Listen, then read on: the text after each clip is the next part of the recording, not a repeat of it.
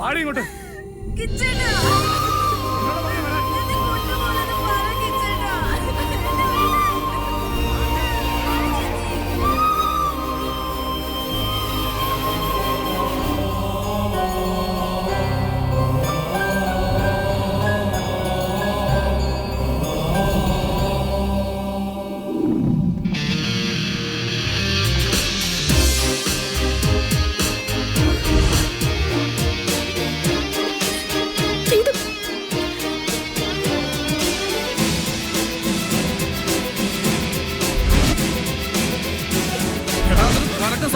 ശരിക്കും ഒന്ന്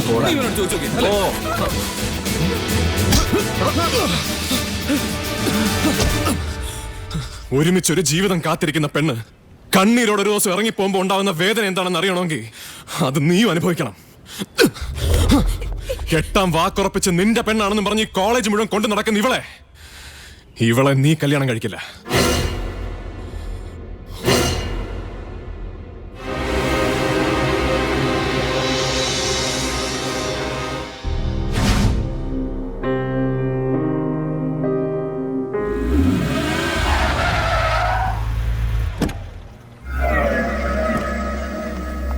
good evening sir.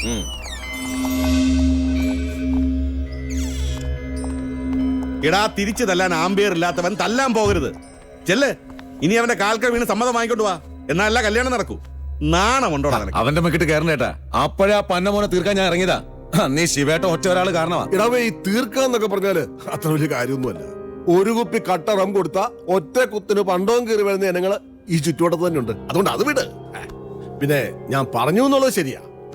ഈ നിൽക്കുന്ന ഒറ്റ ഒരുത്തനാണ് ആ കൃഷ്ണകുമാറിന്റെ ജീവിതം തുളച്ചതെന്ന് പിടികൊടുത്താ അവൾ ഇപ്പോഴേ നടക്കുന്നത്. അതുകൊണ്ട് തൽക്കാലം ഒന്ന് അടങ്ങാൻ പറഞ്ഞു, അത്രേ ഉള്ളൂ.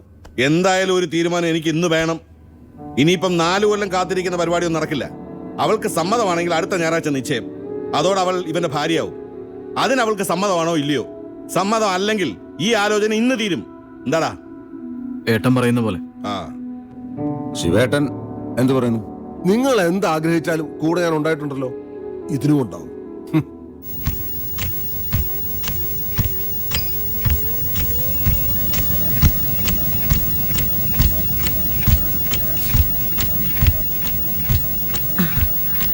അവരിപ്പൊ നിശ്ചയം നടത്തി വെക്കാന്നല്ലേ പറഞ്ഞുള്ളൂ. അത് നടത്തിന്ന് വെച്ച് എന്താ കുഴപ്പം?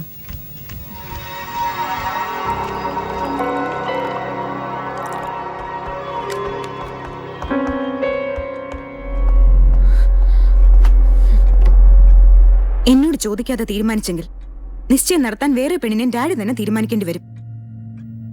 ഡാഡി മമ്മിയും കൂടെ ഒരാളെ ചൂണ്ടിക്കാണിച്ചപ്പോ കെട്ടാവുന്ന വാക്ക് പറഞ്ഞു എന്നുള്ള സത്യം. പക്ഷെ എനിക്ക് വേണ്ടി കണ്ടുപിടിച്ചത് ഒരു 3rd റേറ്റ് ക്രിമിനലിനാണെന്ന് ഞാൻ അറിഞ്ഞില്ലായിരുന്നു. അഞ്ജു, നീ പോ. Mummy please. ഒരുത്തന്റെ ഭാര്യയെ ജീവിക്കാൻ തോന്നണമെങ്കിൽ അവനെ ഇഷ്ടപ്പെടാൻ എന്തെങ്കിലും നല്ല ഗുണം ഉണ്ടാവണം. സുധിക്ക് എന്ത് ഗുണമുള്ളത്? എത്ര പെണ്ണുങ്ങൾ അവൻ കാരണം നശിച്ചിട്ടുണ്ടെന്ന് അറിയോ? ഒരു തെറ്റും ചെയ്യാത്ത ആ കൃഷ്ണകുമാറിന്റെ ജീവിതം നശിപ്പിച്ചത് അവൻ ഒറ്റ ആളാ. അതുപോലെ എന്തൊക്കെ ചെയ്തു കൂട്ടിയിട്ടുണ്ടാവും. പറഞ്ഞ വാക്ക് മാറ്റി പറയാൻ ഡാഡിക്ക് ബുദ്ധിമുട്ടുണ്ടാവും, എനിക്കില്ല.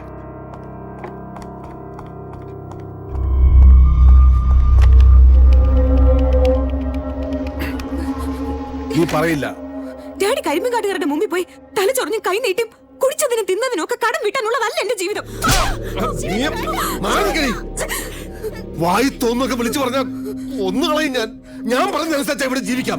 അല്ലെങ്കിൽ എങ്ങോട്ടാന്ന് വെച്ചാൽ ഇറങ്ങി പൊക്കോണം.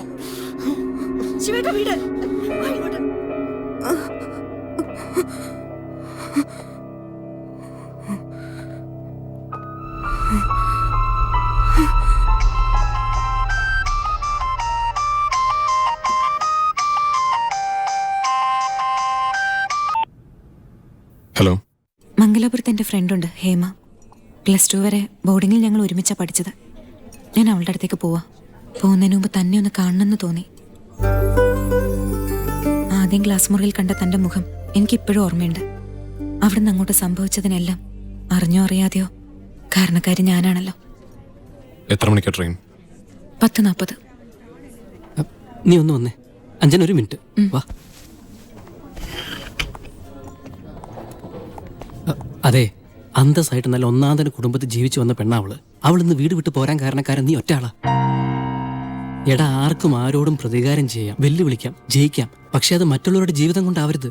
നിനക്ക് സുധിയോട് ജയിക്കാൻ നീ അഞ്ജനയുടെ ജീവിതം കൊണ്ടാ വെല്ലുവിളിച്ചത്. അല്ലേ? അല്ലെന്ന് നിനക്ക് പറയാവോ? എടാ, 4 കൊല്ലം കഴിഞ്ഞ് നടക്കുകയോ നടക്കാതിരിക്കുകയോ ചെയ്യാവുന്ന ഒരു കല്യാണമാണ് അടുത്ത ഞായറാഴ്ച നിശ്ചയം നടത്തണം എന്ന രീതിയിൽ എത്തിച്ചത്. അതിന്റെ പേരിൽ അവൾ ഇപ്പൊ വീട്ടിൽ നിന്ന് ഇറങ്ങേണ്ടി വന്നത്. അതുകൊണ്ട് അവളുടെ വണ്ടിയുടെ സമയം ചോദിച്ച് കയറ്റി വിടുന്നതിന് മുമ്പ് നീ എന്താന്ന് വെച്ചാൽ ആലോചിക്ക്, തീരുമാനിക്ക്.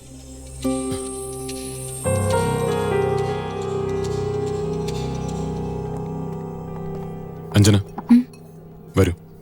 എങ്ങോട്ട്? തോറ്റു കൊടുക്കാനുള്ളതല്ല ജീവിതം, ജയിച്ച് കാണിക്കാനുള്ളത്. പിണങ്ങിയത് വേറെ ആരും അല്ലല്ലോ, സ്വന്തം അച്ഛനും അമ്മയല്ലേ. 2 ദിവസം കഴിയുമ്പോൾ അവർ തന്നെ അഞ്ജനെ തേടി വരും. അപ്പൊ താനിവിടെ ഉണ്ടാവും. വർക്കിച്ച, ബൈക്ക് ഞാനൊന്ന് എടുക്കുക. വാ.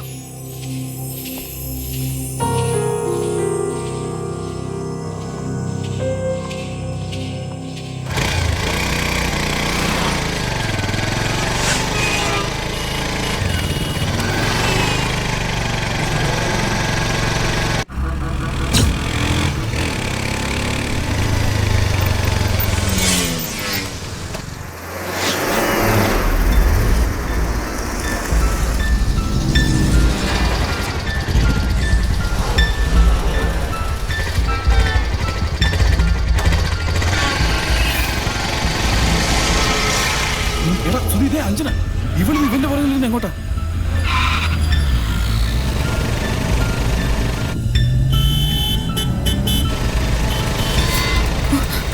കിച്ച, സുധി